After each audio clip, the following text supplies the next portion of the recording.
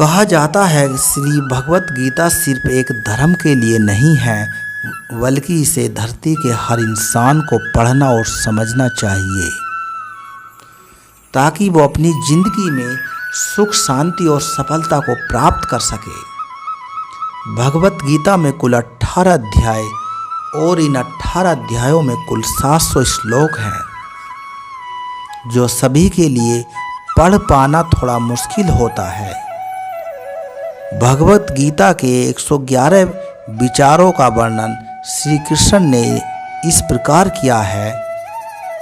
श्री कृष्ण जी कहते हैं कि मनुष्य को परिणाम की चिंता किए बिना लोभ, लालच ना निस्वार्थ और निष्पक्ष होकर अपने कर्तव्यों का पालन करना चाहिए। जिस तरह प्रकाश की ज्योति अंधेरे में चमकती है, ठीक उसी प्रकार सत्य भी चमकता है। इसलिए मनुष्य को हमेशा सत्य की राह पर चलना चाहिए। जिस मनुष्य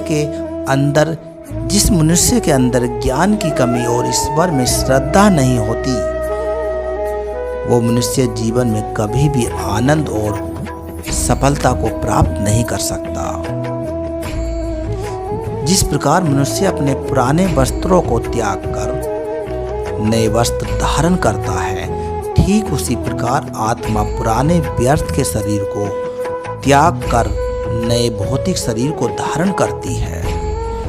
कौन क्या कर रहा है, कैसे कर रहा है और क्यों कर रहा है, इन सब से आप जितना दूर रहोगे उतना ही आप खुश रहोगे। समझदार व्यक्ति जब संबंध निभाना बंद कर देता है तो समझ लेना उसके आत्मसम्मान को कहीं ना कहीं ठेस अवश्य पहुंची है। मोह उसी का करो जिस पर आपका अधिकार है। जिस पर आपका अधिकार ही नहीं है, उसका मोह नहीं करना चाहिए। जो दूसरों की तकलीफों को समझता है, जिसमें दया है, दिल से अच्छा है, उन्हें दोबारा जन्म लेना नहीं पड़ता। प्रबुद्ध व्यक्ति के लिए गंदगी का ढेर, पत्थर और सोना सभी समान हैं। आपके कर्म आपकी पहचान है, वरना एक नाम के हजारों इंसान होते हैं। प्रेम सदैव माफी मांगना पसंद करता है और अहंकार सदैव माफी सुनना पसंद करता है। व्यक्तियों के बारे में सोचते रहने से मनुष्य को उनसे उनस आ जाती है। इससे उसमें कामना पैदा हो जाती है और कामनाओं में से क्रोध की उत्पत्ति होती है। सदैव संदेह करने वाले व्यक्ति के लिए प्रसन्नता इस लोक में ना कहीं है और ना कहीं होगी।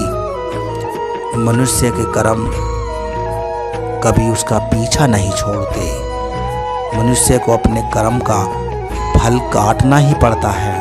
मनुष्य को अपने कर्म का फल भोगना ही पड़ता है, जिसे इंसान को हर हाल में काटना ही पड़ता है।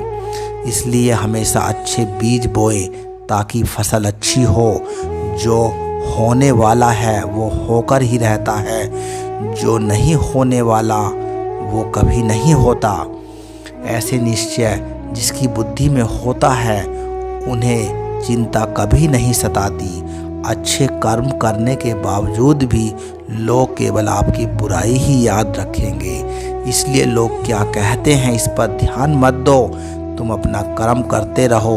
जितना हो सके खामोश ही रहना अच्छा है, क्योंकि सबसे ज़्यादा गुनाह इंसान से उसकी जुबान ही करवाती है। गीता में श्री कृष्ण जी कहते हैं कि हे अर्जुन, अपने परम भक्त जो हमेशा मेरा स्मरण या एक चित्त मन से मेरा पूजन करते हैं, मैं व्यक्तिगत रूप से उसके कल्याण का उत्तरदायित्व लेता हूँ। हे पार्थ, जो लोग भक्ति में श्रद्धा नहीं रखते वो मुझे प्राप्त नहीं कर सकते। वे इस भौतिक जगत में जन्म मृत्यु के मार्ग पर वापस आते रहते हैं।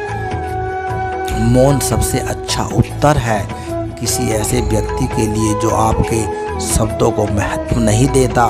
बदल जाओ, वक्त के साथ या फिर वक्त बदलना सीखो, मजबूरियों को मत कोसो, हर हाल में चलना सीखो। किसी काम की चिंता करना ठीक है, पर चिंता इतनी भी नहीं होनी चाहिए कि वह काम ही बिगड़ जाए। अच्छी नियत से किया गया काम कभी व्यर्थ नहीं जाता, उसका फल आपको जरूर मिलता है। श्री कृष्ण जी कहते हैं कि मैं किसी के भाग्य को नहीं बनाता, हर कोई अपना भाग्य खुद बनाता है। आप आज जो भी कर्म कर रहे हो उसका फल आपको कल प्राप्त होगा। आज जो आपके पास है वो आपके द्वारा पहले से ही किए गए कर्मों का फल है, मनुष्य नहीं है उसके कर्म अच्छे या बुरे होते हैं। जैसे मनुष्य के कर्म होते हैं उसे वैसे ही फल की प्राप्ति होती है।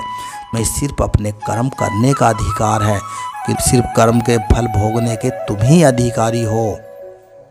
सही कर्म वह नहीं है जिसके परिणाम हमेशा सही हों, अपितु सही कर्म वह है जिसका उद्देश्य कभी गलत ना हो। संसार में कोई भी मनुष्य सर्वगुण संपन्न नहीं होता, इसलिए कुछ कमियों को नज़रअंदाज करके रिश्ते बनाए रखने चाहिए। पूर्णता के साथ किसी और के जीवन की नकल करके जीने की तुलना में अपने आप को पहचान कर जीना चाहिए। जब भविष्य धुंधला पड़ने लग जाता है तब आपको अपने वर्तमान में ध्यान केंद्रित करने की आवश्यकता है।